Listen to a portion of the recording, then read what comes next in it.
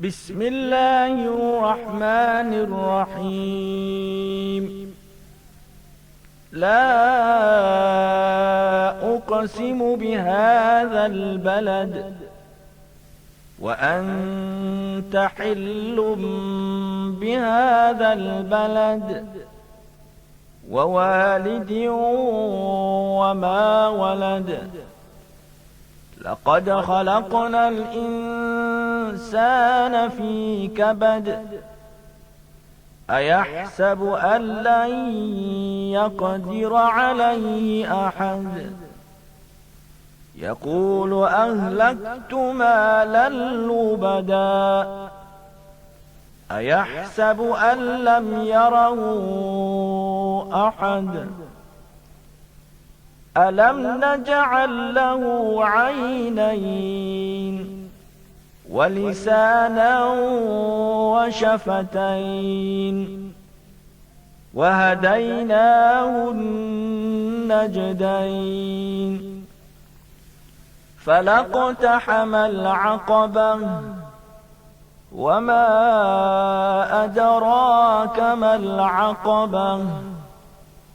فك رقبة أو إطعام في يوم ذي مسغبة يتيما ذا مقربة أو مسكينا ذا متربة. ثم كان من الذين آمنوا وتواصوا بالصبر وتواصوا بالمرحمة. أولئك أصحاب الميمنة. والذين كفروا بآياتنا هم أصحاب المشأمة. عليهم نار مؤصدة.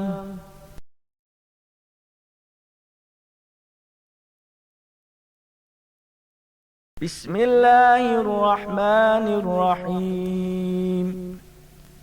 إذا جاء نصر الله والفتح ورأيت الناس يدخلون في دين الله أفواجا فسبح بحمد ربك واستغفره إنه كان توابا.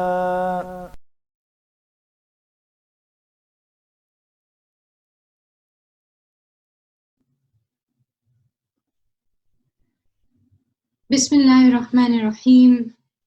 نحمده ونصلي ونسلم على رسول الله الكريم. السلام عليكم ورحمة الله وبركاته. I greet you with the universal salutations of peace.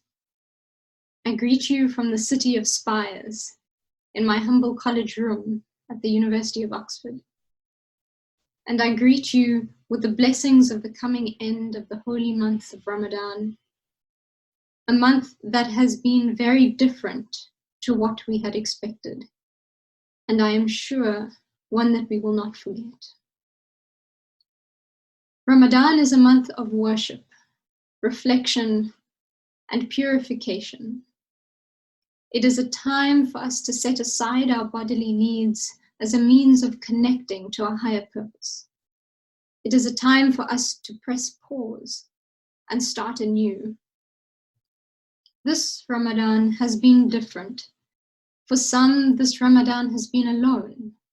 For others, this Ramadan has been too crowded, with limited opportunity for silence and reflection. This Ramadan, unlike those before, has allowed an even further enhanced connection, as we all share a sense of solidarity with those around us. The irony is not lost on anyone like myself experiencing this month away from their community. Solidarity has come not just because of our fasting, but because of our forced solitude. Social isolation was a term I never imagined we would become so accustomed to. In the light of Ramadan, however, I've drawn some parallels. If anything, in our current state, we have had the opportunity to embody compassion on a scale unlike ever before. I would like to reflect on 3 key lessons that this year, isolated in my college room away from family and friends, during the global COVID-19 pandemic of 2020, Ramadan has left me with. The first lesson is that of resilience. It is not new that Ramadan brings about growth and discipline. The act of fasting from dawn to dusk sensitizes us to our human frailties and offers us spiritual and moral reminders to increase our commitment to Allah subhanahu wa ta'ala and to our fellow human beings. Ramadan provides us with the resources to check ourselves and how we fare with God's command on us to live a life of fairness and dignity. During most years, a testing time in Ramadan exists in the tension between our spiritual duties and that of our day-to-day roles in society. During the early days of the month, our excitement lends us to perform our prayers with vigor. Our iftar tables are set with luxuries that only come around once a year. Spirits are bright, and commitment to fulfill this pillar of Islam is at an all-time high. But as the month progresses through its thirds, our energies wane, and the true test begins. Iftars, prepared after a full day's work, become simpler. Our parallels become more mindful. The act of fasting becomes stripped of its frills, and every ritual becomes less ritualistic and more intentional. It is during these days I find myself closest to God. It is this growth during the month of Ramadan I enjoy experiencing the most. This year, resilience is more important than ever, not simply confined to this holy month, but in the future, as a means to help guide us to adapt to an ever-changing, ever more complex world in the face of a viral pandemic. All of us had our day-to-day roles in society changed. Some of us have had them removed. Ramadan has offered us the opportunity to process our new realities and to come to terms with a new shape and form that will make up our day-to-day lives. There is no doubt that resilience will be needed in the coming weeks and months. What better way to commit to carrying forward a gift from Ramadan? For those who are accustomed to sharing Ramadan with family and friends, there is a certain expectation of a month that brings a strong sense of community through sharing, eating together, and praying with others. For the first Ramadan in my life, I experienced what is a hidden reality for those who don't have a community or who are inhibited from religious expression. This Ramadan, it was just myself and God. For the first time, I was checked to see whether those well-known rituals were for the pleasure of that sense of community or truly a commitment to a higher being. This Ramadan, my college room was my cave of Hira, and it was in this state of seclusion that I was able to reflect on my second lesson: gratitude. Ramadan, in the normal experience of Ramadan, year after year, leaves me with an immense sense of gratitude to God, to my parents, for my health and my spiritual well-being. This year, the pandemic has enhanced these senses, bringing into stark contrasts the comforts I have with those who do not. I have become less concerned for the limitations on my freedom of movement and exponentially more concerned for the millions of people throughout the world queuing for food parcels. The most basic human needs for food, water, health, and shelter are no longer theoretical for me. They are very real. In this state of solitude, as if the recipients of a message, we have each been given the opportunity to reset ourselves. It can no longer be my fast, my religion, and my spirituality. We can no longer recognize ourselves as self-asserting, self-dependent beings. We have to acknowledge the extent and the complexity of our interconnectedness. We have to redefine what Islam means for us. How do we epitomize what it means to surrender?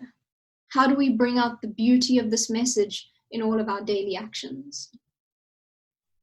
This brings me to my third lesson, one that is a lesson, a question, and a call to action: compassion. Ramadan is a month of compassion and solidarity. It provides learning through action. Those who fast together all around the world share solidarity not just with themselves, but with the marginalized and less fortunate. This lockdown period has heightened our awareness to the injustices around us. We've begun to ask questions on the well-being of others with an enhanced sense of selflessness.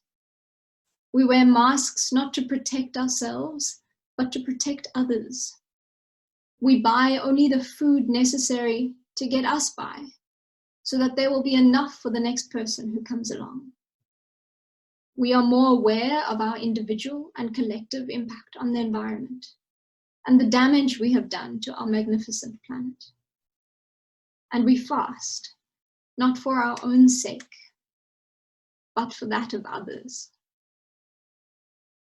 In this new selfless awareness, we obtain a profoundly greater vertical connection to our Creator, not because of our individual actions, but because of the horizontal connections we have created with the beings we share this world with.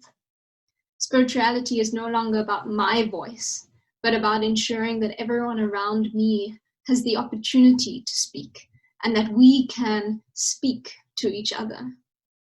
To speak, I mean not to utter words, but to connect, to recognize and respect, regardless of gender, race, class, or religion.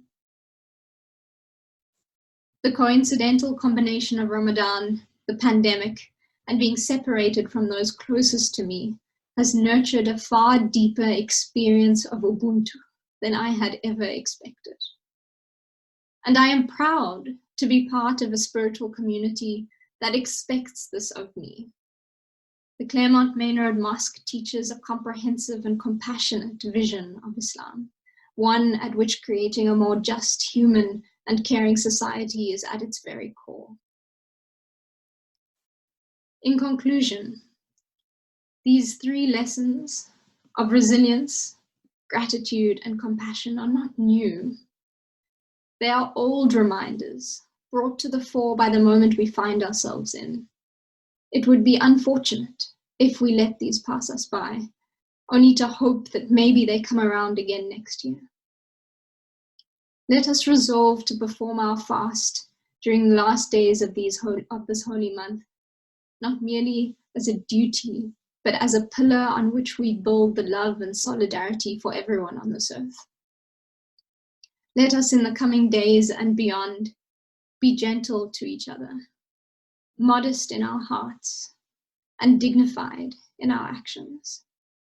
Let us remember in our prayers all those with poor health, those who are hungry, and those who have lost loved ones.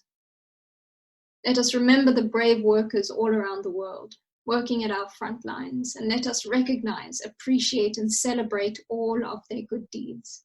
May they be rewarded for their deeds. May we all be rewarded. And may we emerge from this uncertain time and this holy month of Ramadan, better versions of ourselves. Assalamu alaikum wa rahmatullahi wa barakatuh.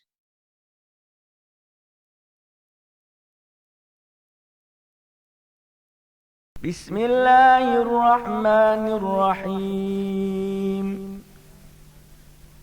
ألم نشرح لك صدرك ووضعنا عنك وزرك الذي أنقض ظهرك ورفعنا لك ذكرك